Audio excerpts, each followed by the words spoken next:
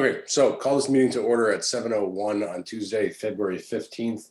And I'll seat Bill Ferguson for Sarah Moriarty and John Goodrich for Donald Levinson, because he's not here, correct?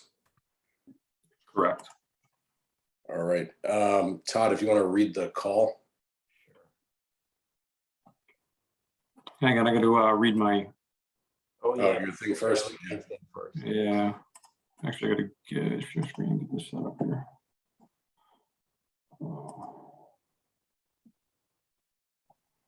How do you move this down?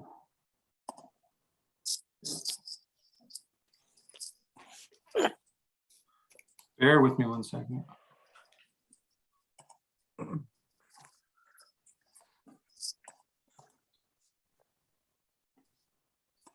There we go. That's what I was trying to do. All right. This meeting of the Historic District Commission will take place in a webinar format through Zoom. The chair of the commission is Eric Goodman today. The host of the webinar is the building official. Staff attending this meeting is Peters of Inglis. Anyone speaking should state their names prior to speaking each time. The panelists in this webinar meeting will be the commission members and the building staff. Panelists who would like to comment on an item should indicate such by using the icon to raise hand at the bottom of the screen. Whoops. After a panelist raises their hand, they will be able to comment one at a time when called upon by the chairperson. Panelists should mute their microphones until called upon. Panelists calling into the meeting by telephone may raise or lower their hand by pressing *9. To mute or unmute your call, press *6. To make a motion or second a motion, commission members can raise a hand and be acknowledged by the host or chair. To vote on a motion, commission members will be called upon individually by the chair to vote. The public can participate in the meeting during the public communications agenda item. The public will be asked to raise their hand during public communications if they want to speak at this time by using the icon to raise hand at the bottom of the screen. The public will be called upon by the host one at a time and will be able to speak during this time. Attendees must identify themselves before speaking. Okay, Todd, do you want to read the call? sure. Dear Matt, please publish the following public notice or one insertion on Monday, February 7th, 2022. Town of Groton notice of public hearing, Historic District Commission. The Historic District Commission will hold a public hearing on Tuesday, February 15th, 2022 at 7 p.m. virtually via the Zoom platform to hear the following applications requesting a certificate of appropriateness. HDC 22-01, 12 Water Street, Factory Square LLC owner Gary Hobart, applicant, gas propane tanks and gas lines, PIN number 26191830550. HDC 22-029 Water Street, Mystic Art Association Inc. owner Susan Fisher, applicant, parking automation and site plan approval, PIN number 261918308314001. HDC 22-03 51-53 High Street, Paige Gulrich and Mark Ernst, owners applicants, addition and alterations, PIN number 2619183022167. HDC 22-04 5 Ashby Street, Amy Ruotolo and Timothy Marchand, owners, Sunlight Solar, applicant, roof mounted solar, PIN number 2618062999460. A Zoom meeting link will be posted to the town's website meetings calendar, or can be attended by visiting www.zoom.us, webinar ID 826-584-82914, password 044948, or by phone 1312-626-6799. Access to electronic equipment at the Town Hall Annex for the purposes of attending, participate in the meeting shall be provided to any member of the public who has provided a written request to the Office of Planning and Development not less than 24 hours prior to the meeting. Applications are on file and available for public inspection during normal business hours at the Planning Department, 134 Groton Long Paint Road, Groton, Connecticut, dated the 7th day of February 2022 at Groton, Connecticut. Todd Brady, Secretary. All right, so we'll start with HDC 22-01 12 Water Street. Hello? Hey, Yeah, I had some technical difficulties, changed phone companies and had to reconnect with Zoom and everything. I already appointed someone for you, so I'm not sure, Pete. Do we undo that or? If he's Yeah. a full member, yeah. If he's a full member, yeah. If you seated him with an alternate, then yeah, he has to be back on. Okay, so I'll unseat John and reseat Don, I guess. Mhm. Sorry, John. Can you see me? Yep. Sort of. All right, sorry. Better. Is Gary here or someone for Fire Tux?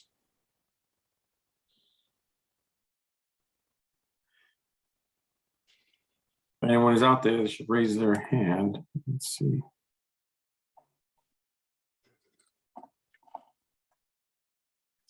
No one is raising their hand in the audience. So, well, we can revisit it, Eric, right, if he comes back. Yeah, let's table it, I guess.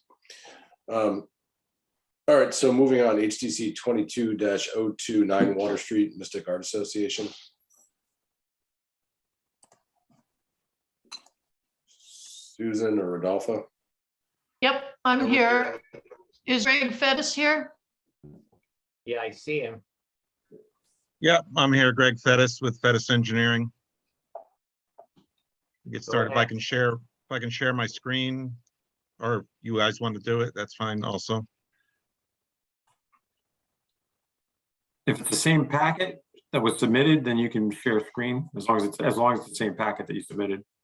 Yes, Okay. If it's easier for you to go through the process, yeah. You can share probably, screen. yeah. So hang on, let me just stop sharing.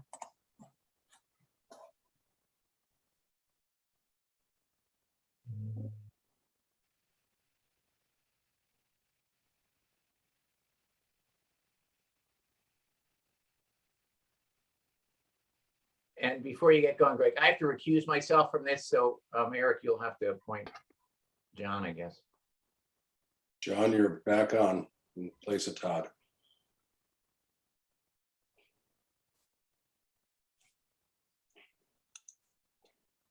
Okay, Greg Fettis, Fettis Engineering, an office at 70 Essex Street, Mystic, Connecticut. Professional engineer, licensed in the state of Connecticut, representing the Mystic Museum of Art. With us, like Susan Fisher, Rodolfo Reyes, and I believe Rosemary on, Susan? Rosemary and Howard Benson as well for flash parking. Okay. So basically the Mystic Museum of Art is trying to automate their parking in and out and payment. The biggest part of the project is kind of the reconfiguration of the main entrance off of Water Street, and which shows on the first sheet here. I'm just going to blow it up just a little bit. You can enter off of Water Street and exit onto Water Street. You can also enter off of West Main over in this location. So the first sheet is just the overview of the entire parking area. And then I'm going to flip to the page sheet 2, which is a blow up, which is the rectangle area shown on the first sheet. So what we did starting from Water Street is widen the entrance to kind of a standard 24 feet wide for two-way traffic. We also removed the existing booth and relocated it over by the police station and restrooms. That'll be utilized for storage of, say, parking lot full signs, cones, kind of stuff that is necessary for day-to-day operations, especially in the summertime. Blow it up just a little bit more. So the shaded area on the northeast side of the aisleway is the location of additional pavement, which allows us to get 24 feet, which is standard again for two-way traffic. The sidewalk and all the area at the road will not change. We're also adding 2-foot wide island, which will house the entry and exit kiosks, as well as the gates, in and out gates. And then so coming in now, there'll be an additional island kind of directing exiting traffic, and kind of dissuading folks from making a left turn when they're coming from the south parking lot. So then coming in, you'll basically get a ticket. The gate will go up. You'll come to a stop sign. You'll be able to go left or right at that stop sign. And then when you when you enter that parking lot to the north, you'll have to go right and continue on down to gain access to the rest of the parking area. The exit, the current two-way caused a lot of traffic grief, circulation problems, gridlock. People would come from the south parking lot and want to make a left. People exiting from the right wouldn't let them in. They'd be blocking traffic. And so over the years, the Mystic Museum of Art basically felt like this was going to solve some of those problems with the addition of the kind of automated system. So we left existing curbing in place here but striped the existing pavement, which would try to keep people in this 11-foot aisleway and line them up a little bit better when they're exiting than what's currently there. Was kind of on a weird angle. And it caused problems with people not getting close enough to the booth to get their ticket or to pay. So we think that this is a much better layout. And again, so you can either exit only lane. There'll be plenty of signage directing people, stop signs, stop bars.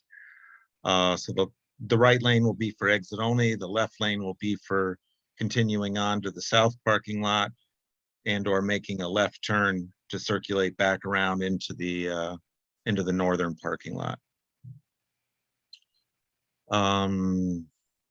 Let's see there. So there's a pay on foot kiosk located here. We moved it away from the ramping and kind of the intersection where the proposed new walkway is across to the Mystic Museum of Art. So you would basically, you have your ticket, you would pay, you'd get in your car, and then a camera would basically notice or read your license plate, realize you've paid, the gate would open, and you'd exit.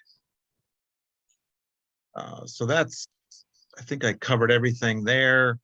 There is a camera also on the entrance coming in, located adjacent to the ledge there. That'll be on a 10-foot pole, approximately 10 feet, and that'll read the cars coming in. And the other camera is located on this island, which will read the cars going out. Just to give you an idea of what the kiosks will look like where you pay. There's a detail on sheet 3. Additionally, there's the gate system and the ticketing system shown on that sheet also. And this we just showed. I'm going to blow that up a little bit. That's part of so that's the existing island, the existing Mystic Museum of Art sign. We will be trimming basically about 2 feet off of this just to widen the aisleway to 24 feet. So any plantings that get disturbed within that 2 feet will get replanted. I'm sure Rodolfo, I think someone mentioned last time that he'll find a place for them if they don't fit in this island. But very minor change there. And then I think we also submitted, that's the application, just so you can get an idea. We submitted some kind of general configuration on how the islands work. So that's how the camera and the angle would read the license plate as you're coming up to the gate.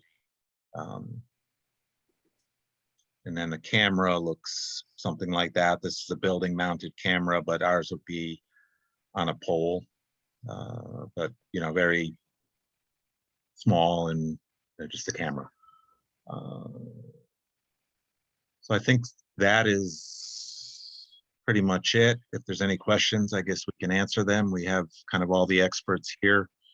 And I can flip back to any of the sheets you want. Did I see something in your submittal about another gate onto Main Street or something? Or this is the only gate you're talking about? There's gates here for this. There's entrance and exit gate here. That same gate that's there on West Main is located right here. Same location, same kind of system that's over at the main entrance. That's entrance only. I think there was a second set of documents that were submitted though. I think is what Don's referring to. Yeah, it looked like there was a gate by the Army Navy store or something. So this was submitted, I guess, Kiosk. yesterday. Just some additional information. I think, try to flip through and I think the problem though is that you don't have an application from that entity, that owner. So while we could vote on the art association piece, we can't vote on the other piece. I don't understand what you mean by that. What entity owner? From Steamboat Wharf needs to submit their own application for anything that's going to be done on their property. yeah, we have a letter that was submitted by Rosemary Robinson from the Steamboat, basically giving us permission to put it onto our application. I just don't think you can. I think the application is site specific. Well, we did it for planning and zoning, so I guess I would, Planning and zoning, yes, but HTC, no. It's not a big deal. Just file another application. We can vote on that piece next time. okay. I don't even see it in here, or that other piece. I'm getting to it here. Yeah. Well, yeah, I mean, we presented all this 2 weeks ago, I guess we, at the preliminary stages, and nobody mentioned that, but Well, it's just a rule. You can't, you have to file an application for each piece of property. was this the one you were talking about? Right. Again, Greg, not a big deal. Just submit another application. We can. Oh, I know, it's just the timing standpoint from the Mystic Museum of Art, that's all. You're right, it's not a big deal, but, all right, we'll do that. I thought there was another gate too by the Army Navy store. No? There's not a gate there, there's the kiosk, I think, is over in that location. Yeah, there. Just a kiosk, which shows on our site plan also.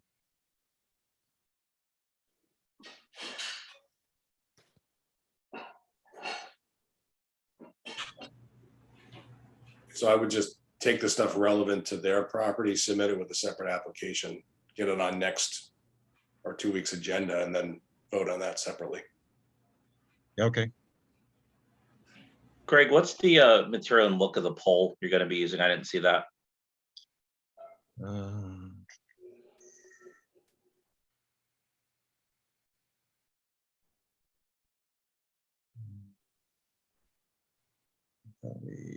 I don't know if we had it's just a steel pole, probably 4-inch in diameter, just to hold the camera.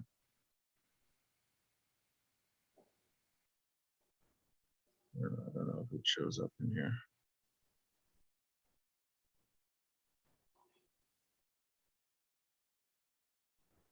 Yeah, I think all the details show it building mounted.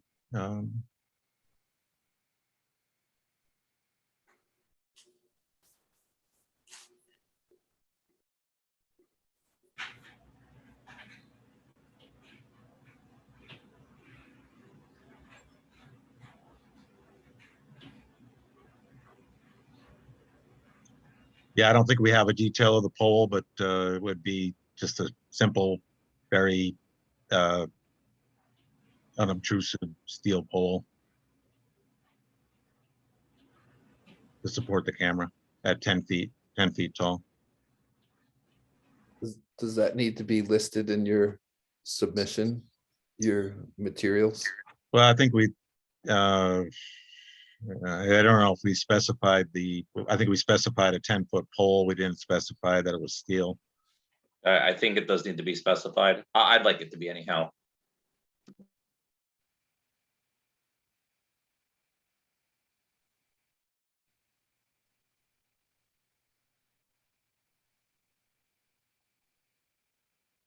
Can you do anything like a decorative pole or anything to avoid just a steel pole? Well, I could see what the options are. We could present those with the other app. Well, I guess those are on this application. So actually the one over by the West Main Street exit entrance will be mounted on the building, which would be similar to what we submitted here. Can't mount it on the booth? The booth, I don't think is tall enough. This booth here. Yeah. Yeah, I mean, the pole is going to be pretty much right against or close to the ledge. I think if we try to make it decorative, it might draw more attention to it, but.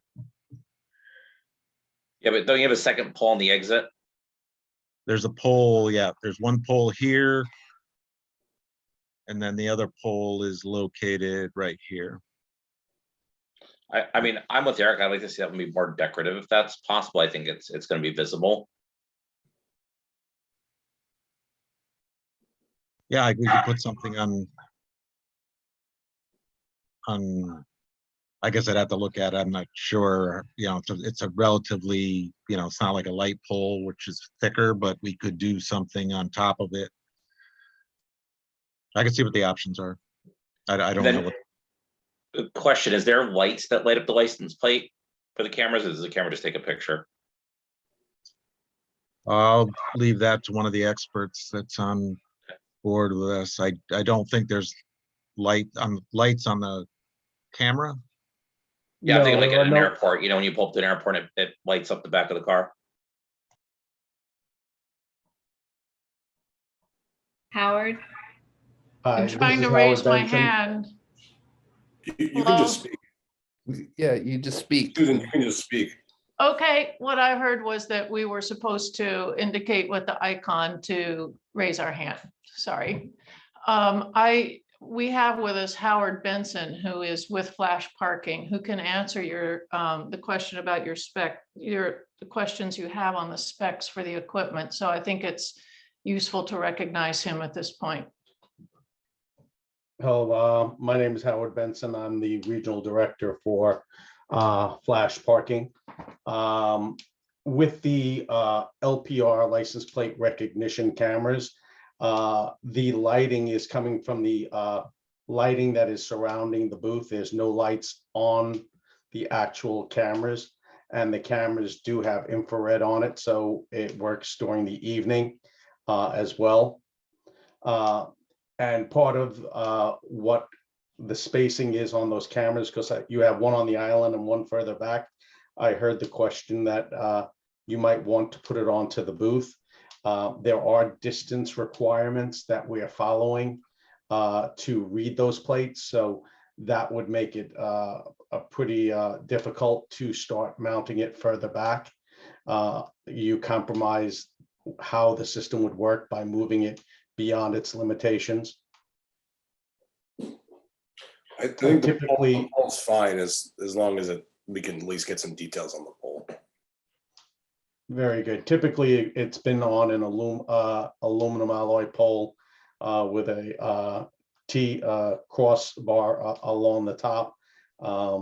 Very unobtrusive type of post. It usually, what I have it at the Brooklyn Museum. I have it at the Museum of Modern Art. So basically, they've used the surrounding shrubbery and other things to have it blend in with the environment, but we have done decorative poles in the past. That would be up to you.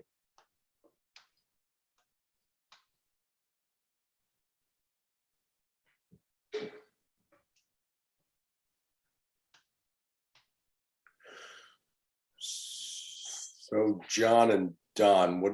Do we want to continue this? Personally, I'd like to see a decorative pole option, see how it fits in downtown, or just see what the unobtrusive one looks like. That might be fine. I mean, I think it's a requirement they have material list, and that's not on there. So I'd like to continue it personally. Okay, does the applicant have anything else to say, or I guess someone want to make, well, Susan, did you?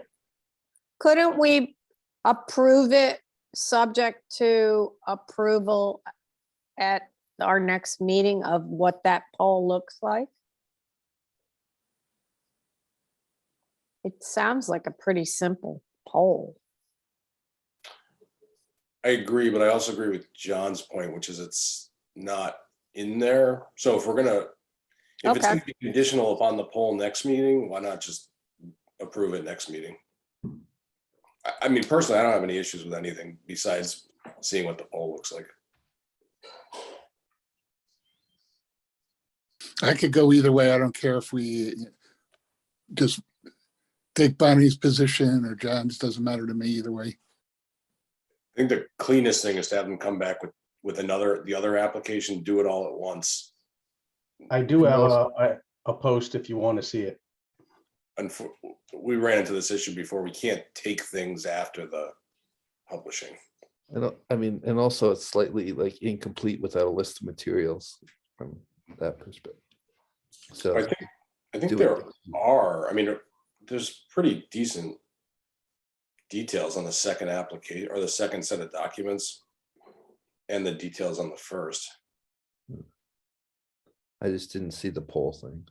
With the exception of the poll, I agree with that. So I think if it's all Eric, right. would it be okay to look at the poll to see what your feelings are on this poll, even though it's not a formal part of the application? I don't know that, Pete, I don't know that you can do it. Can you weigh in? Because I don't think you can do it now, but you could do it at the end of the meeting. I have a question for you. Does the Steamboat Inn need to go through the same 2 meetings that we have now done, or is it just one further meeting for both entities? They can skip the pre-application because the information is here. They just need to application. Okay, thanks. I would suggest holding off till the next meeting since it's not a submitted document. Okay, so why don't we, if it's all right with Susan, with you, we'll continue it to the next meeting. I don't have any problem looking at the poll though, just to get, as if it was a preliminary to give our opinion on what we think of it. I don't either, Pete, if that's all right. That would be helpful to us. I think it would save a lot of time in case we hate it. So why don't we make I'm good with that too. Why don't we make a motion to continue the hearing and then talk about the poll? That way it's outside of the hearing. You could do that. I make a motion to continue the application. Second, John seconds. All in favor? No, You we gotta have to do a do roll- it by person. We do. Good. Ferguson, Aye. John, aye. Bonnie, Aye. Goodman, aye. Don. Aye. Okay. So if you could, someone could pull up the poll. Oh, let me stop sharing. Thank you for letting us do this.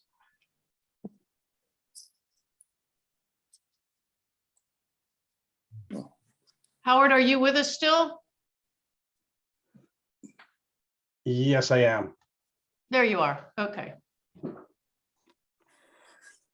So I can share it's all right to share my screen with the post? Mhm. Okay. Let me just pull up the post right now. Give me 1 second.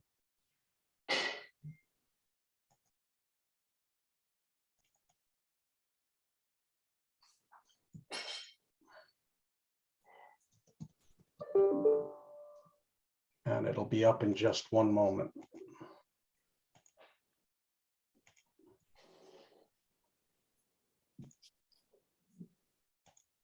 Just out of curiosity, while you're doing it, people pay out by credit card only with this system? Yes, well, it's actually more than just credit card. It's actually, you can pay by credit card, you can pay by phone, you have scan to pay, text to pay, you have digital ticket takeover. So we've given you multiple ways of paying for your parking. So is this the poll you're proposing, or is this the secondary poll? This is a secondary pole that's a decorative that is more in line with the posts that you have in the town currently. My only question is, how are you going to get to 120 inches if you're only 78? They have this in a larger post. I just wanted you to see a sample of this exact post, but they do have this exact post in a higher post. I personally like that better than what I'm imagining as a steel pole. Yeah, I that looks agree. good. Yeah, I like it too. Agreed. Okay, so if you could just submit the 12-foot version with the application for the next meeting. And it would be really good if the other applicant could come at the same time. When is the next meeting, if I may ask? It doesn't have to, but seems to make sense. It's the first Tuesday in March. Okay, thank you. Yeah, the first. March 1st, yeah, At the same time. correct. Yeah, and it's not a new application. Somebody seemed to indicate that it's a new application, right? It's just additional information on this application Well, there'll be a new one also. There'll be for for the the same other, vote. for the other party, yeah.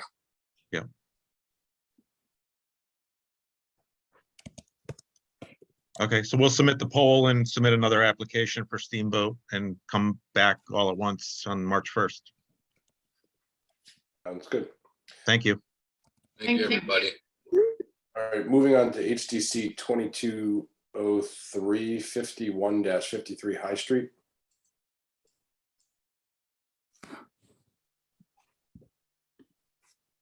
Is Todd back in and John out on this one? Oh, yes. I don't know if do I need to do anything. I thought it was curious. It looked like a Porsche turbo in their diagram of the parking.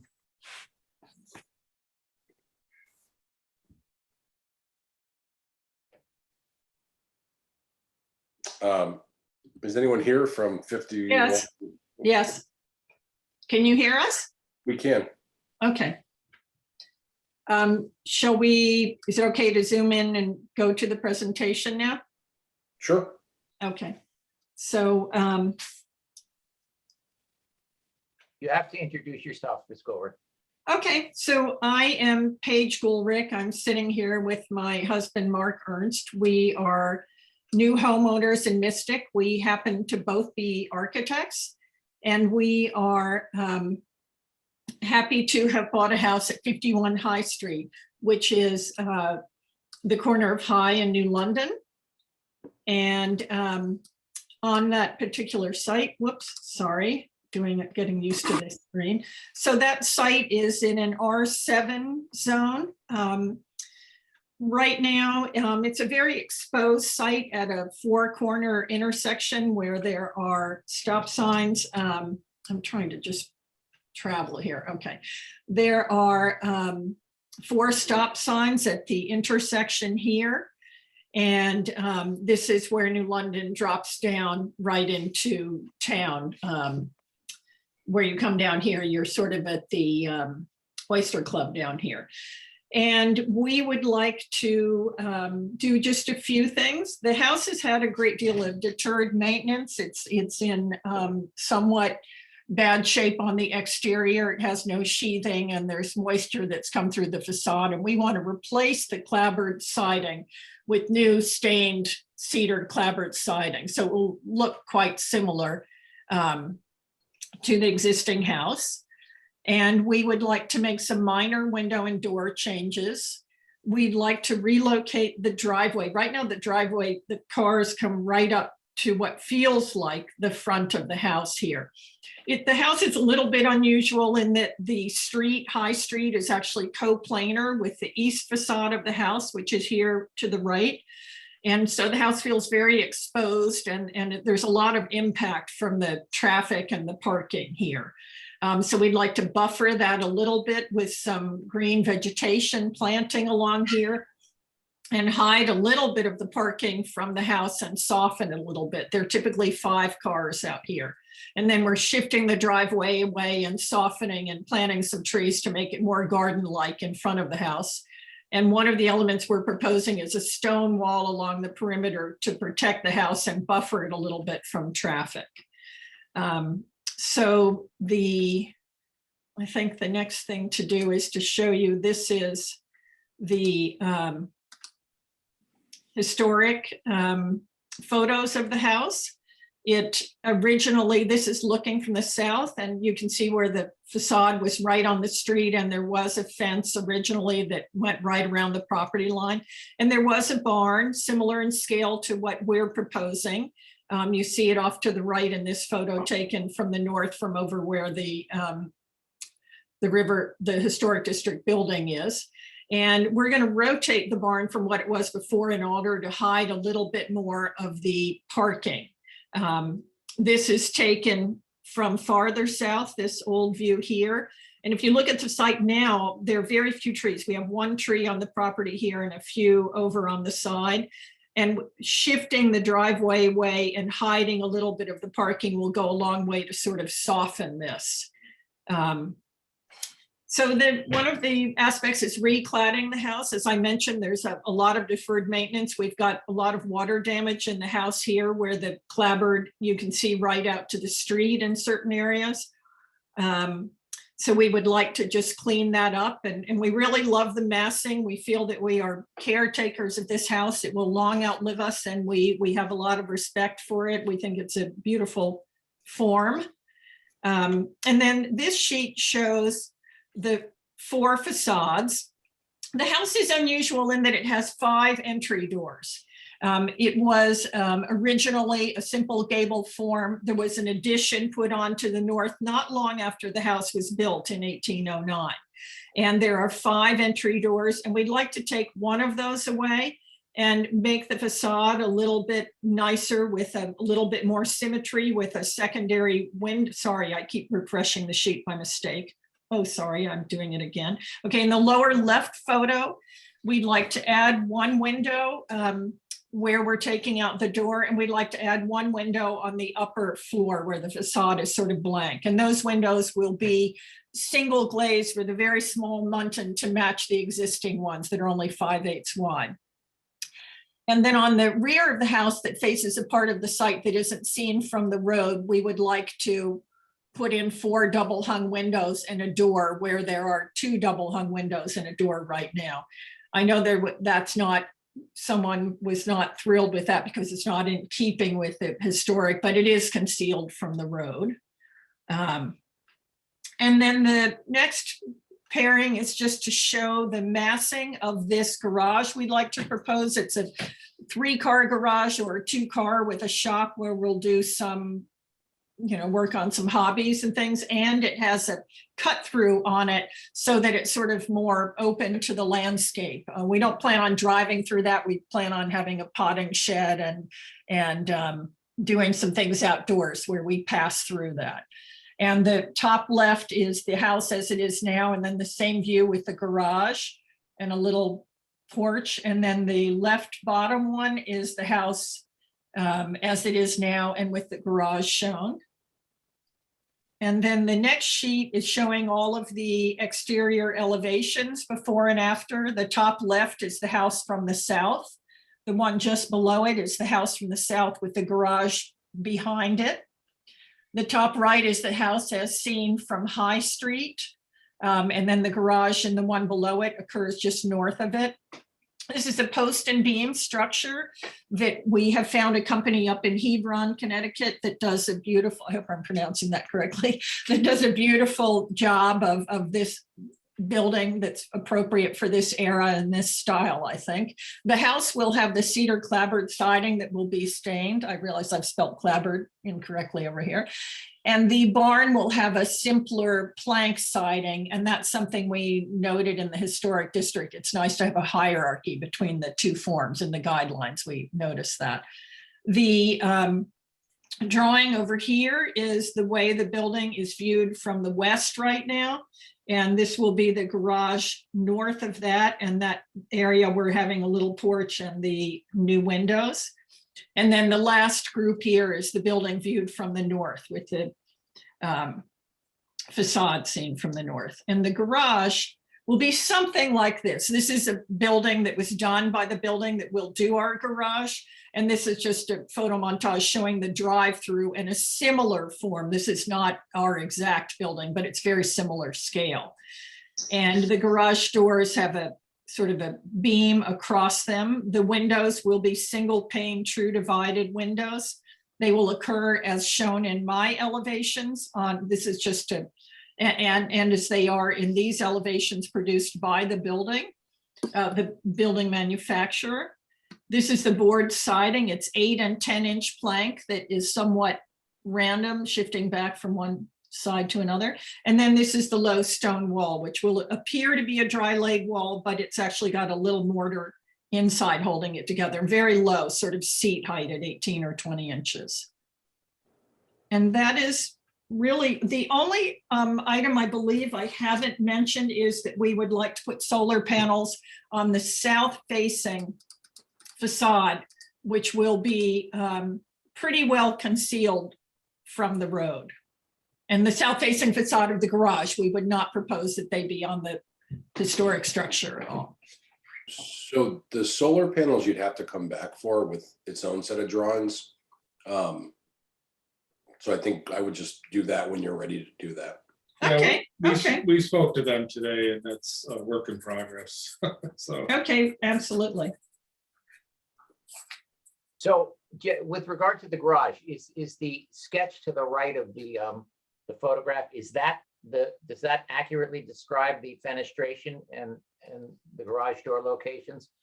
Those are accurately described in these elevations. All right, so that's what you intend to build. Yes. But the picture is just kind of an example. Right. The picture is an example of the scale and a building, so you get the character built by the company we're using. Okay. There was some pronounced Hebron, by the way. yeah. I'm sorry? It's pronounced Hebron. Hebron. Yeah. Okay, thank you very much. I actually grew up in southwestern Connecticut, but Connecticut's bigger than I had realized. So I think you had shown a deck. Is that correct? Or some sort of.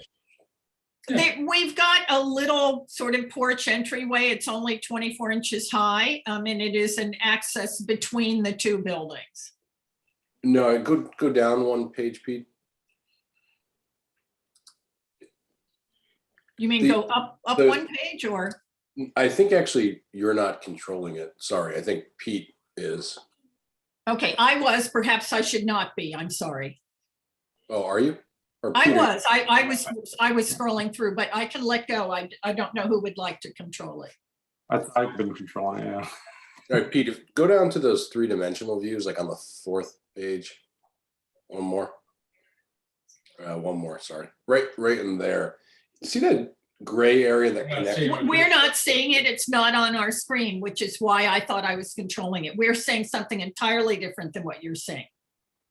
Okay, on these three-dimensional views that you had submitted, there's like a flat gray area. Yes. Yes. Is that a deck or what is that? It's a deck. A deck or a porch. Yeah, Yes. the porch or the door that faces the yard is up about almost 3 feet off a grade. There's a door, if you look at on the same sheet, if you look at the red door that's on the west side of the house, if you were to step out that, you'd step out and it would be 3 feet above, and that door exists 3 feet above the grade. So we're Okay, moving so the door. The deck, you're just gonna have to submit under another application as well. Because I didn't see any details in this one. Unless, am I missing it, or? I personally don't have any objections to the deck. I'm just saying that the information relating to the deck needs to be submitted under a separate application. Okay, Okay, So I think, are we limiting this to the barn and the changes to the windows and doors? Is that what everyone, that's the important thing for us. And then, and the siding. and replacing the siding? and yeah, and the driveway. And just to add to the siding, we're planning on cedar siding, 4-inch exposure. So I think that's in there, so I think you're good there. On the driveway, I don't know that we need to approve anything, Okay, because you're not changing any sort of elevation on the driveway. It's not, it's just, you're just widening the parking area, correct? no, we're moving. the we're driveway. moving it. It right now it comes up right in front of the house, and we're going to shift it to the west so that the front of the house is more garden-like, and you come up, Oh, I see what you're doing. if you look at the site yep. plan. Pete, I don't know, do we need to approve that? Because it's not over 18 inches. The driveway is only, if it's more than 11 feet. Or 11 feet wide area. Right. Correct. Okay. All right, so include the driveway with it too. And the low stone wall.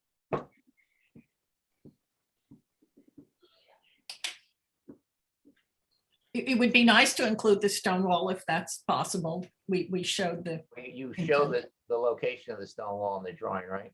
yes, Yes. And you also have a photograph of what you say the wall is going to look like, which appears to be dry laid, but in fact, it's got some mortar down the core. Yes. to put together. So I think that the only thing that would be excluded is the deck, because you have to specify, how you're going to construct the deck, what the deck is made of, et cetera.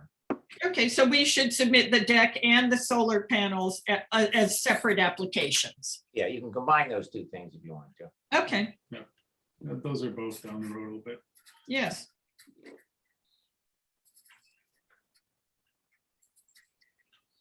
I personally don't have any more questions. I don't know if anyone else does. I'm a little unclear where the stone wall is. Part of it. I don't know who's controlling it because what we're seeing is different, but on the very first sheet and on the 3D sheet, it's shown as sort of a gray. It might be easiest to see it on the first sheet, and then the last sheet has a picture of what we would like it to look like. So those are the two places you see. I'm not sure why we're not seeing the same screen you are. There we go. Okay. That shows, So there it is. It's the gray just to the right of the garage, and we're seeing your screen now. So if you were to zoom out just a little bit, So you there's can what's the green? What is the green at the top? just some vegetation to not see quite so much parking inside the property line. We want to do some sort of planting. Okay, so the gray to the right of the garage, it's in the shape of like an L upside down. yeah. Yes, exactly. And it continues a little bit south of the house. And We just- actually sometimes worry about someone hitting the house. We're surprised it hasn't been hit already. Yeah, that when you stand in the house, a car will drive by and you sometimes, they're about 15 inches from your, The last time I presented, it was the eclipse of the sun when the UPS truck. parked. yes.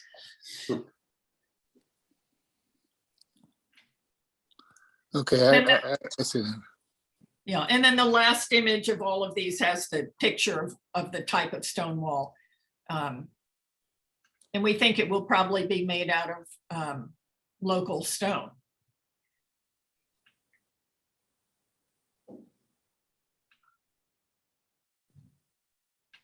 There it is, down. Yeah, that's the stone wall we love. Okay. I'm at a disadvantage. I'm looking at a smartphone because of my technical difficulties. So, We love this stone wall. We've been taking pictures all over the area. okay.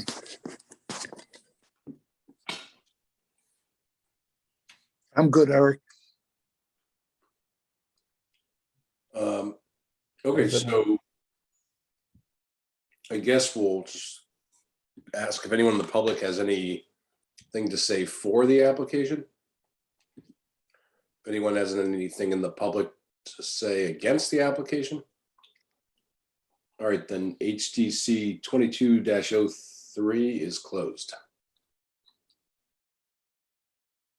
And we'll go to HTC 22-04, 5 Ashby Street.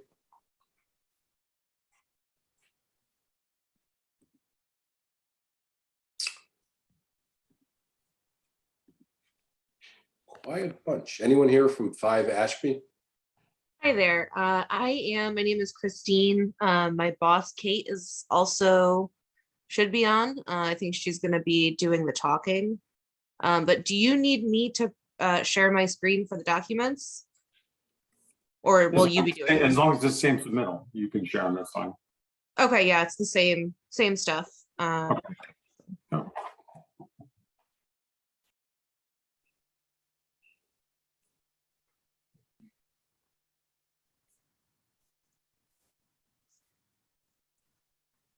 Okay, so let's see. What specifically should I have up? I have the whole packet I submitted to you guys, but I also have the drawings. You should just Showing. go through the whole thing.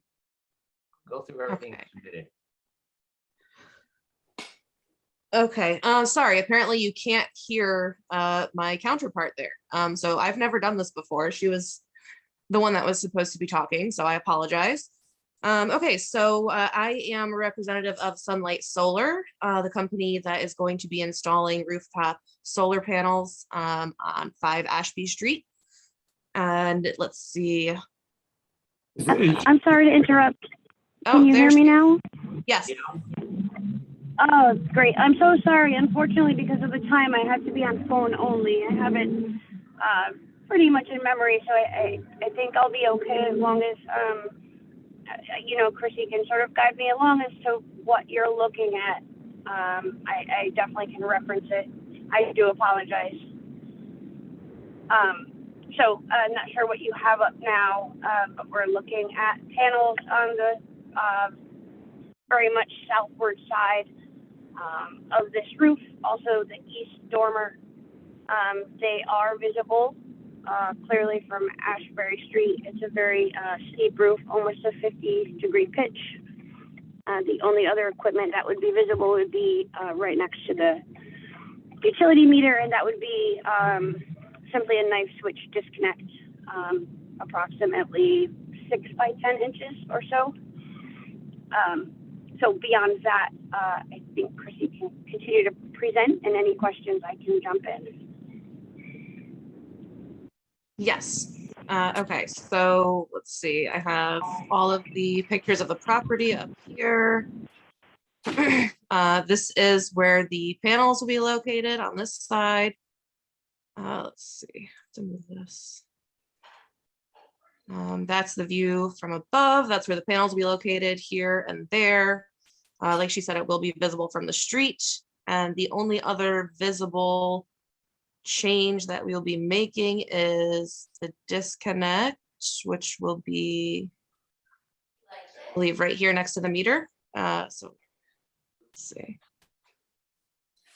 Yeah, so right next to the meter, the only other thing would be probably a 3/4 inch conduit that will come down out of the soffit and run right down along the utility pipe. So that'll be right there on the screen that I have up next to the utility meter that's existing.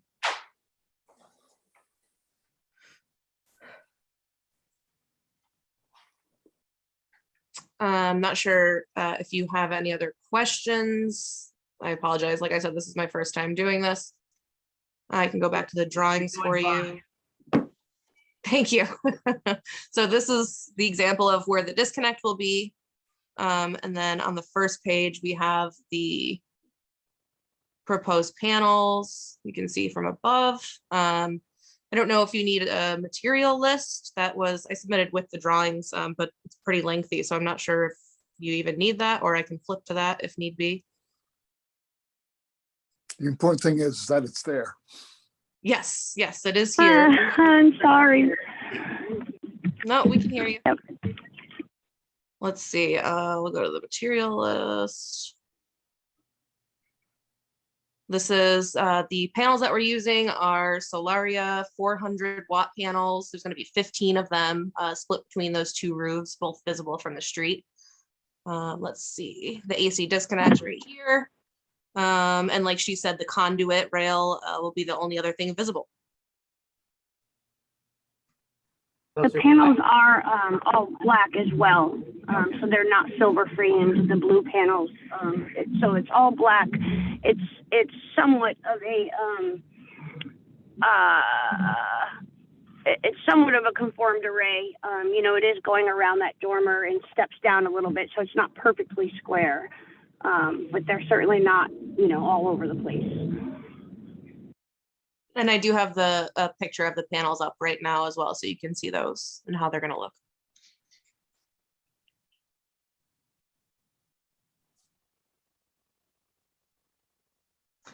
I think that might be basically it.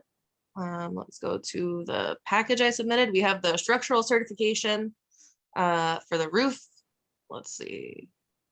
The contracts there, all of our licensing, all of that. Here's the, oh, those are the other applications. I'm sorry. This is the certificate of appropriateness application. Yeah, so it's going to be a total system size of 6 kilowatts. I think that's pretty much all of the information that I can think of, unless you have any specific questions that we didn't answer. I'm good, but does anyone else have any questions? I'm good. I'm good. I'm good. I have a quick question. So it looks like there's a garage or another building in back of the main house. Does that go with the property? Okay. Oh, wrong one. Okay, let's see. Yeah, if you go up one, that little, oh. This one? Yeah, that building back there, does that go with the house? Looks like it might actually be the house next door. Let me look through the other ones and see if I can tell. Yeah, I'm trying to pull up a map too, that, Yeah, the map is wrong too for 5 Ashby Street. It goes down the street on the corner. So I think this was like the best photo we could get. It doesn't look like they have a garage on their property from the aerial photo. okay. It does kind of look Now, like I it's, noticed that the driveway, there's their driveway, but then there's another one that's sort of on the northeast side of the house, and it may go to that, and it doesn't seem to be theirs, and we could verify that. The issue would be, of course, electrically connecting to that, and then, you know, having to trench from one to the other. So it would change the contract considerably. But we can certainly look into that. I mean, I just personally, I like putting it on a garage better than a historic home. That's just my opinion. If the garage goes with the house, just a point I want to bring up. the customer actually was asking about the Zoom meeting. I'm not sure if she's on or not, but something we can definitely ask. From what I can see, it definitely looks like it's the screen I have up to the top left. It looks like it's the property next door, number 7, from that photo. But yeah, I can verify with the customer for sure. Yeah, on the GIS map, it shows that it belongs to that house, but I don't know how accurate the GIS is. Okay, Yeah. it does show that it belongs to 5. Yeah, it does. That driveway on the right's a shared driveway. Oh, Okay. okay. Shared driveway. So- Okay. We can certainly bring that up. Again, it will change it pretty considerably, just electrically. Not a small thing. We'll certainly have to talk to the homeowner about that. Your application is to put the solar panels on the house here, and unless you want to change that application, we can vote on that now. What you do with the garage is a separate issue, in my opinion. Sure. I think it would be best to vote on that now. The other thing would be the shading of the garage, and I'm not looking at it, so I can't tell. I assume if it was a better option in any kind of way, we would have went there. So if we could vote on it, and depending on what that comes out as, then we can potentially look at the garage as a secondary option.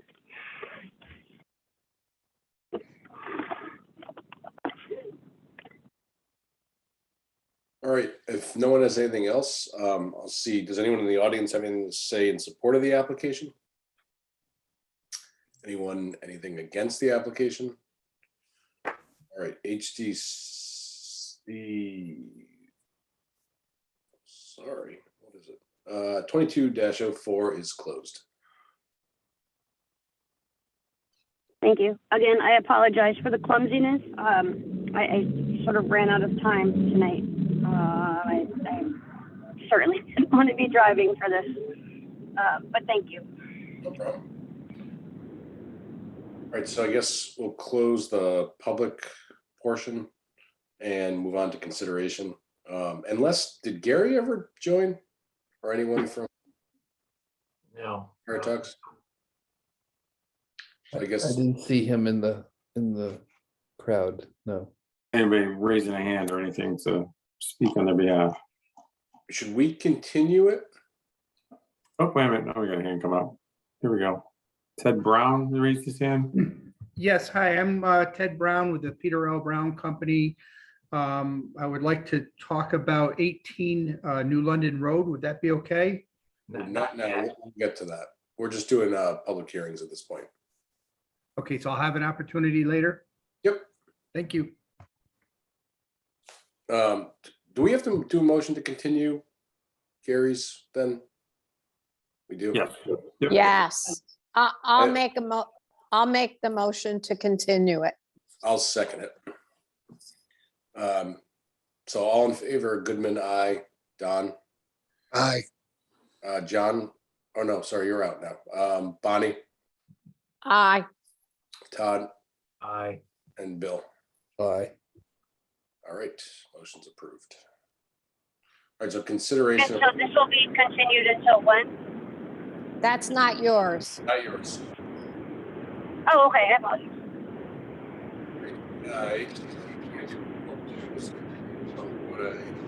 Twenty-two oh 351-53 High Street.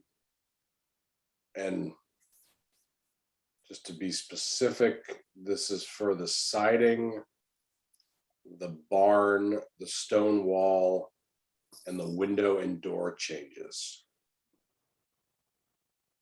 Did I get that correct? I think so. Not the garage, Yes, it includes the garage, the Yeah. barn. Oh, but not the deck, Not the deck. not the deck, but yes, the garage. Okay. Does anyone have any comments? We need a motion? Or we don't, we get a comment first, yeah. I mean, does anyone? I personally like it. I think it was really well done. Yeah, I make a motion to accept this application. I will You want a second. certificate of appropriateness, Mr. Ferguson?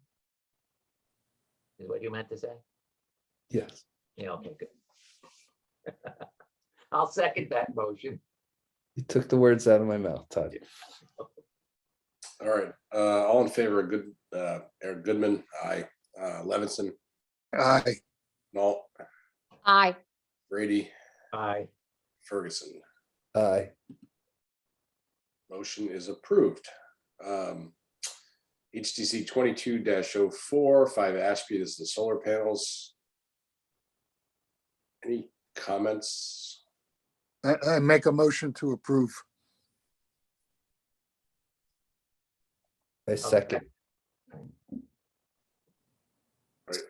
All in favor, Goodman, aye.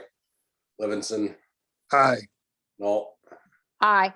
Brady, Aye. Ferguson. Aye. Motion's approved. All right, so let's move on to pre-apps. I'm sorry, the gentleman from New London Road, Mr. Brown, I believe. Yes, my name is Ted Brown. I'm with the Peter L. Brown Company. I have been contacted by Kayla Foley. She owns the property at 18 New London Road in Mystic. And we were inquiring on the possibility of vinyl siding her home.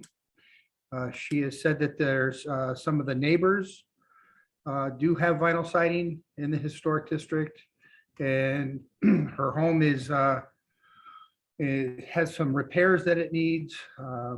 It's been painted not that long ago, and it's in need of repair again. The Peter L. Brown Company's been in business for over 60 years, and we would want to try to continue with the character of the home, but make it maintenance-free for Miss Foley. So since I've been on the commission, we've never approved vinyl siding. I think she said that her neighbor recently had, I guess it was a home that was built recently that has vinyl siding. Time We- that We've had vinyl siding approved. the only time that I can remember since I've been on was the vinyl siding extension on the house that already had vinyl siding down on Gravel Street. Gravel or Street. Park Place or something like that. We've approved hardy, we've approved boral siding. We've approved cedar. How about like a LP Smart Side? They have a smooth 4-inch. It's a wood product. Smart side is pretty much indistinguishable from regular clapboard once it's painted, but it's not really vinyl. No, that's not. Yeah, you're right. It's a wood product. It's a composite wood product. My only comment about that from personal experience is as soon as it gets a little bit close to the ground, it can start behaving like MDF over time. But that's the homeowner's decision. I mean, it starts to swell. I mean, the home's an historic home. It's a prominent home heading right into town. It would not be something that I would be in favor of. You know, What's the address? 18 New London Road, my first house. where is that? It's your first So house? it's right at the intersection. It's the house. So if you hit Elm Street, there's a house on the corner, go up west one. It's used to be Across white. from, It's got a great porch facing the east. across from Orchard. Yep, across from Orchard. Across from what? Orchard. Oh, okay.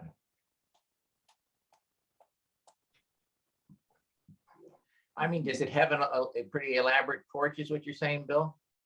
Yeah, it's got an amazing porch that's all wood and seafoam. Yeah, we wouldn't be touching the porch. There's also a roof structure over the doorway that's separate from the porch. We wouldn't be doing anything with that at all. It would just be the main body of the house. Yeah, I mean, does it have wood pilasters on the corners or corner boards, all that kind of stuff? It does have a wooden corner at this moment. Yep. I think there's probably a feeling that not terribly positive towards the vinyl siding of the house, but I think that the only thing you could possibly do is you'd have to come in with photographs of the house. Yeah. And then describe exactly what you intend to do and what you don't intend to do. I mean, and whether it's worth say just putting vinyl on the clapboards and then leaving the whole rest of the house wood, and what that's going to look like. Which, Well, we would propose like an AZAC corner, a wide corner to match it with a baseboard, an AZAC baseboard with the drip cap to simulate the existing look of the house. I think you probably need to maybe do another preliminary or whatever with some pictures. Okay. Yeah, if you're gonna strip the house, strip all the corner boards and all the trim and replace it, at that point, you might as well just do hardy. Yeah, especially if you're going to use hardy, or if you're going to use boral or AZAC even on the corners and everything. And if you're not going to touch the porch itself, you're getting kind of I don't know what you're accomplishing by just vinyl. Also, respectfully, I mean, the house is from the early 1800s. It's I think completely out of line with the historic district to, slap a vinyl siding on top of it. What do you think, Bill, if you lived there? I almost want to recuse myself because that is one of the most beautiful homes in Mystic in my mind, and I know I'm biased because it was my first ever home, but the porch is so just wonderful. The whole house is set up perfectly for like a young couple, single person. I just think it is Eric did make a amazing point. When you come down the hill or you come up the hill, it's very prominent. And I just think that it has the wooden sign. It was a cooper shop. And I just think it's too historic to have anything else but wooden clapboard on it. You might want to also politely encourage the homeowner to remove the vinyl shutters that don't match the windows that weren't approved. Yeah, I'll have a conversation with the homeowner and we'll let you know if we're going to pursue it. Great, thank you. Thank you. Thank you very much for your time.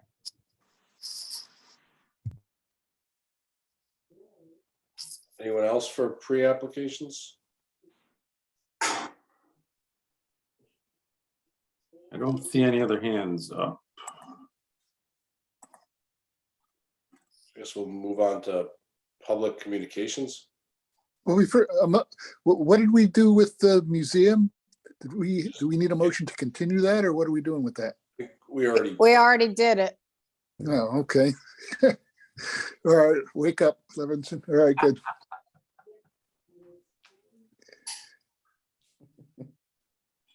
So no public communications. Approval of the minutes. I would make a motion to approve the February 1st minutes. I'll second it. All in favor, Goodman. I'll abstain because I wasn't at that meeting. Levinson. Aye. Ferguson. Aye. Null. Aye. And Brady. Aye. Approval of the minutes are approved. Old business. Yeah, there'd be 3 Orchard Lane. There was a complaint at the beginning of January. This was the one you should remember we had her come back a couple of times for the chain link fence in the back of the property. And it was determined that it wasn't visible from a public way. And so we allowed the installation of that to be in because that goes with conducive with the regulations saying that as long as it's not visible from a public view. The neighbor in the back, I believe she's on the call. She was requesting to discuss how our regulations are set up with determining the public view and how private, if it's only from a private view, how it doesn't count. So I told her to come to the meeting, and if she wanted to discuss it, this would be the time for her to discuss. So I think Andrea is. Hi there. Hi, everyone. Andrea Katsinis.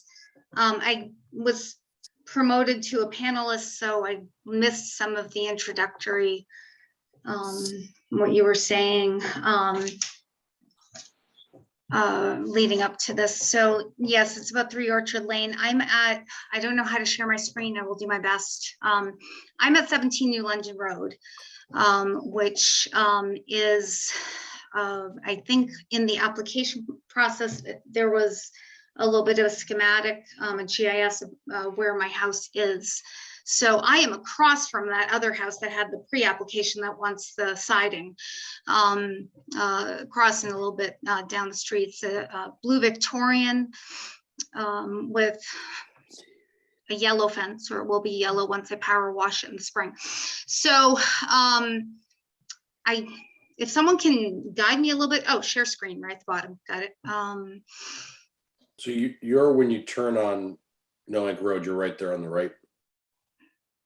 When Noank Road, I'm sorry. New London Road, sorry. New London Road. So I am, my house looks, can you see that? That's my house. Yep. This was taken before they did the outcropping of I don't know if anyone remembers when they bumped out the land to make it so it wasn't such a wide area in front of the house there. So there's now grass in front. So this was a picture from about 5:20 this afternoon. from New London Road, the public right of way.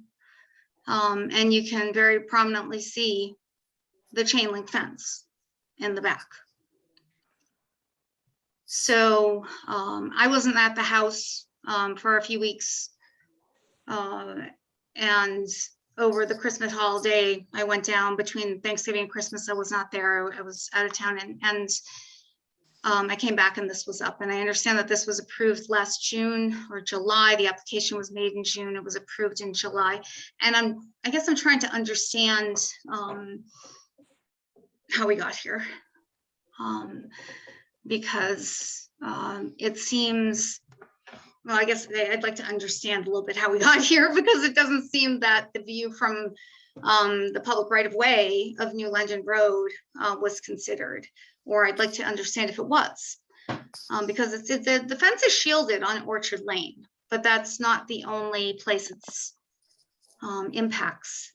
So this picture was taken from the sidewalk. If you're familiar with it, as I said, there's now a piece of land where the street used to be, grass area with a sidewalk around it. This was taken from the sidewalk this afternoon. I don't see the fence. Yeah, can you point us to the Sure, fence? it's right there. It's right I there. See can't- that black line right there? No, Well, I invite you can't. over to see it for yourself. I don't see how you can't see the fence here. There's a line. If you want to see it, there it is more, right there. That's the fence sticking up over the stone wall. oh, I That- see. the downward, yep, goes over here. It's 3 feet full in view, right over here, goes over all the way across. It is not, it's not level. It goes with the land. What happens from the property in the back is that the property is lower, and then coming up to the stone wall, the ground goes up. And they built it on that ground that is raised up, so it's even pushed up even more, you know, above where it could be if they put it on the lower piece of land. Sorry, not articulating well, but you know, it's not level in their backyard. So it rises up right before the stone wall quite significantly, and they put it on that upper piece of where the ground comes up, the elevated portion. I thought there was some discussion when this was approved that the cedar was to be extended so it wasn't visible. I wasn't there when this was approved. I wasn't aware of it. Wasn't So I either. don't mean to interrupt. If anyone else was going to, what I saw from the application and the pictures that were submitted was there was a very limited view of, and you can't see it, my fence extends, you know, goes up further west up the street. I have a maple on the corner, and they took the view very from the corner, very limited view next to 19 Orchard, next to Scott's house, Scott Schroeder's house, and really didn't show anything really much of my backyard. So there was no view from here. There was no view of their backyard. I don't know if you can see my cursor. The yellow house is 3 Orchard. The picket fence that is shielding the chain link is on Orchard Lane. So it's shielding it from Orchard Lane and from view on Orchard Lane. Do you remember the date of the original approval for that fence? The hearing was, I actually have the application. I could share that with you, the approved application in the middle. Yeah, what was the date? I'd have to look at it. I'd have to get control of your screen again. the application was on dated June 1st. The hearing was June 15th. It was approved July 6th. It came back. Yeah, it did. This one came back because I remember Bonnie wanted the view a couple times from the front. She was concerned about the front on this one. Here it is right here. I think it was Don, but what? So this is a chain link along the back right through here. We had modified it. 'cause Chain link going across here, correct. It was modified to, these are the approvals for the submittal.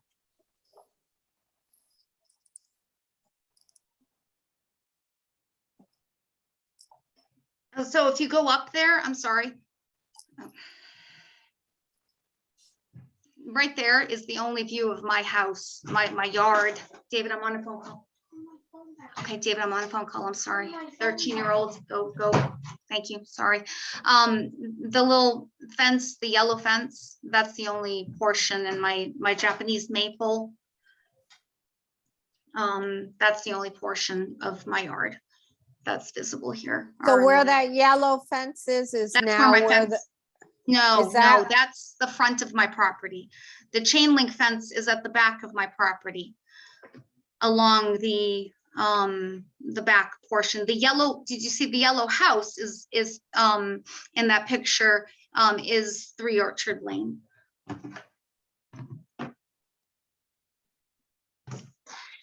oh, I see. We changed that side. I just, what was the? Do you have it anywhere, Pete, what the final determination was? I don't know if I have the minutes. Let's see. I'm pulling it up right now. It was a July 6th meeting.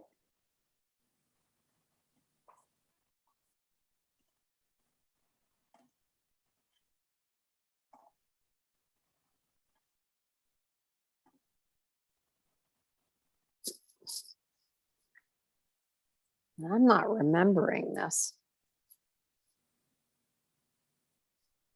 I remember some of the discussion about this, but not the specifics. And it sounds like, and I do remember some modifications being made, like Eric is alluding to, because there were some concerns expressed. And I think from what has been stated today, it's not clear that it was clear to the commission that the fence continued across the back parallel to the picket fence of the, I'm sorry, I can't remember your name, the woman. Andrea. Andrea. In other words, the chain link fence runs actually parallel to your picket fence along the street there, correct? It does, yeah. Yeah, and so what she's saying is that the photograph we were shown, which is not that one, but it's that area to the left there, right? Go back to where, you're right there. No, no, you were there. Yes, stop. The chain link fence is actually running from where it's beyond that stump, but it's running over from the right to the left. And we can't even see Andrea's house, as she pointed out. So it's not entirely clear what you're looking at. But I guess we'd have to maybe look at I don't know if we'd have to look at listen to the actual recording of the meeting to see. There's no minutes for that meeting posted online for some reason.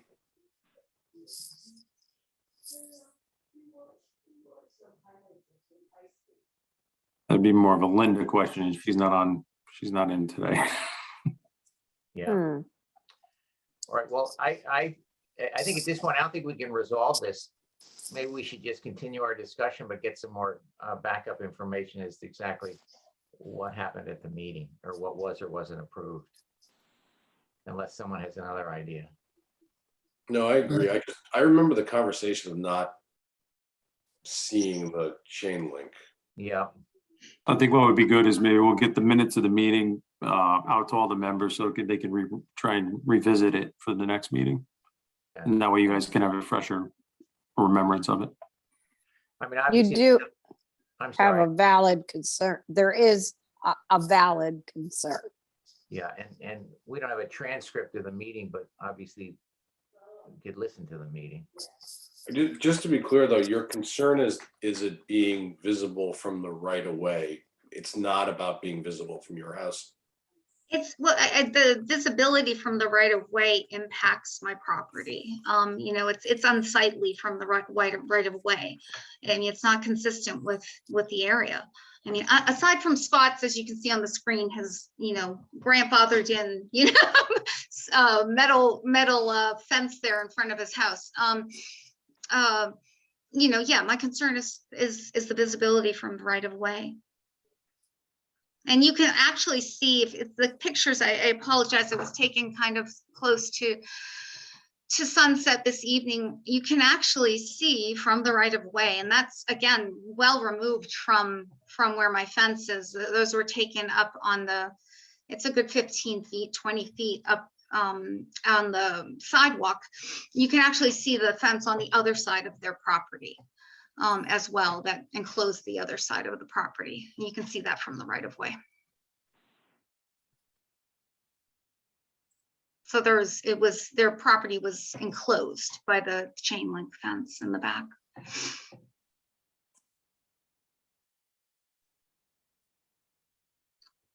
Okay, I agree, though. I think we should take a look at the minutes and then talk about this next meeting.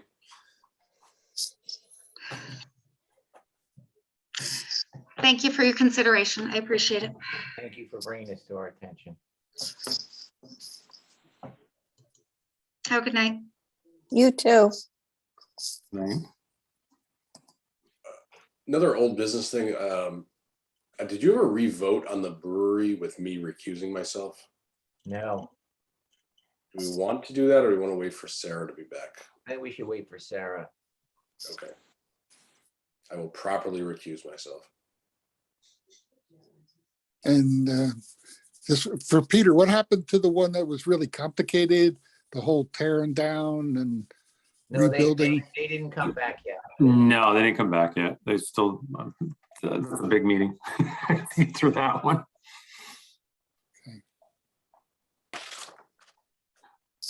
She does bring up I was gonna say, she does bring up an interesting point with that, because we had I remember one of these I brought to you guys probably a year ago, and it was similar situation where they were doing a little bit of work and it was on the back of a house, and you could view it from just one little spot on the other side road. But you guys, at that time, you stated, well, that's in the backyard. It's not really visible from the public way, so we're not really concerned about it. So I never understood that, because we don't take vegetation into account. So in theory, like anything's visible really from anywhere. Right. No, Well, if it's on a corner lot where you got multiple roads where you can see it from, and yeah. there are places where you can't see in the backyard at all from anywhere on the street. Yeah, I mean, a 1 acre park, but almost anything would be visible unless it was a massive piece of property. On these smaller postage stamp lots, yeah. I mean, you look at this picture that's still on the screen, you probably from standing there could see 4 different yards, more. I guess, I mean, I'm specific to this one. I'd like to see, if what was done was supposed to be done. That's the big thing. Yeah, I think you're right. But I think, and I've said it 25 times over, I just think we just need to be cautious about using or bringing into materials that aren't consistent with the historic district in any application, even if it is in the rear of the property, in the event that it is visible from something else, especially in light of the fact that we don't really notify the neighbors, and especially with COVID too. So there's rumblings, we might go a lot, more of a hybrid and have the live meetings in April. That's what the rumblings, I'm not going to say there's any decision yet. If that was to take place, it might be a good idea to maybe have a workshop, HTC workshop. You guys got to work on some of these things and kind of coordinate on how you want to move forward with the process. Clean up a couple of these items that you guys were talking about before. There's a couple items you wanted to clean up in here. That's probably a good idea. Well, what's the hybrid? That's where people could be remote and in person too? Is that the idea? Yeah, the Zoom's never going to go away at this point. I think what we're just going to do is implement it into the town hall or into the annex building, and you're going to be able to go there. And if you do not want to attend the meeting, you can still watch it. And you give input from your home. And we'd see them and they'd see us. And I think actually as members on the commission, you would have the option to either be live. I don't, I haven't seen the rules yet, the way they're setting that up, but that hybrid function, I believe if you cannot make the meeting, then you can be virtual and not attend live and still be a representative for the commission. I still think we should notify butters for things, but I don't know. That's just me. I agree. Yeah. Like a demo, just notify the direct neighbors. Well, I don't think I think the applicant should be notifying them, not us. No, that's what I'm saying, like a demo permit where you send a letter. I mean, I don't know, send it certified, but just send it to your directly abutting neighbor, so that scenarios like this, fence thing don't come up later. Maybe we should set up a workshop. Let's get back to the live meetings where we can get everybody in a room. But when we get live, maybe we get the town attorney or whatever to come in, or to go over some of those to make sure there's, with the public hearing function and it being a free hearing, to make sure that we're covering all bases with that. Yeah, I think it's Well, when there are letters sent to neighbors for certain things, and then there's not letters for other things. So I don't know when they are sent. Statutorily usually comes into play what's required. So if you go to if you go to apply for a demolition permit not relating to HTC, you have to send a certified letter to every abutting property owner. Correct. But I got a letter for a house on Grove, and I don't abut it. I'm one away from the abutting it. And, it was good that I got it. But I can see it from my house. I mean, that is helpful. Yeah, you can always choose to over notify. Like when we did Water Street, we notified every single neighbor in proximity to it. And I can say from filing a lot of demo permits, it's never caused a problem. It's only, I don't know, actually solved things, I think, personally. That's why the building code addresses it in the statute, state statute. Yeah, half the time people call and thinking you're going to blast and you're not blasting. So wish we could. It'd be fun.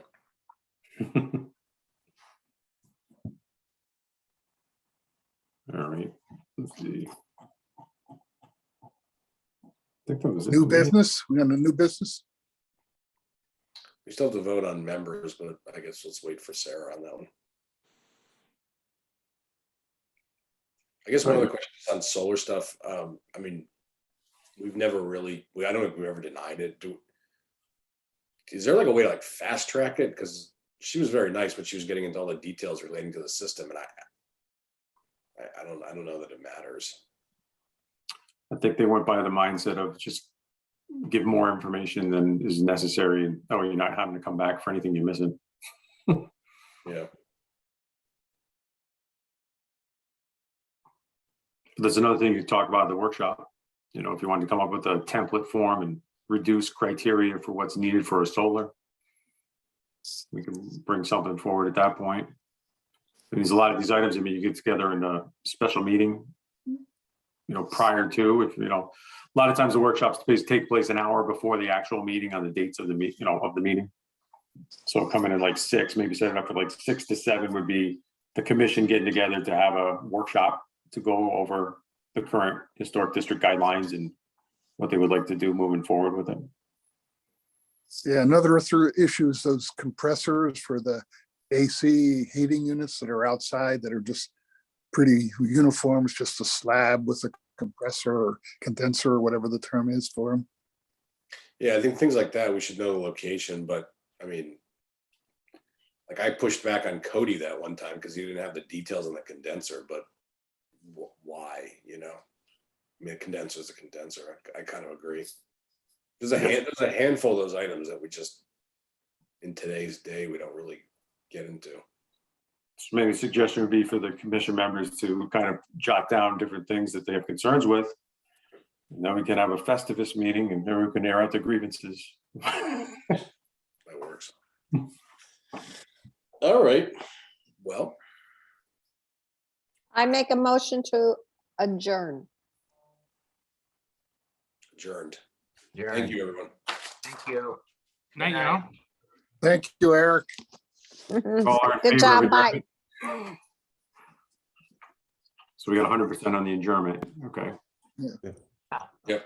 Take it easy, everyone. Yeah, Have a good thank night. you.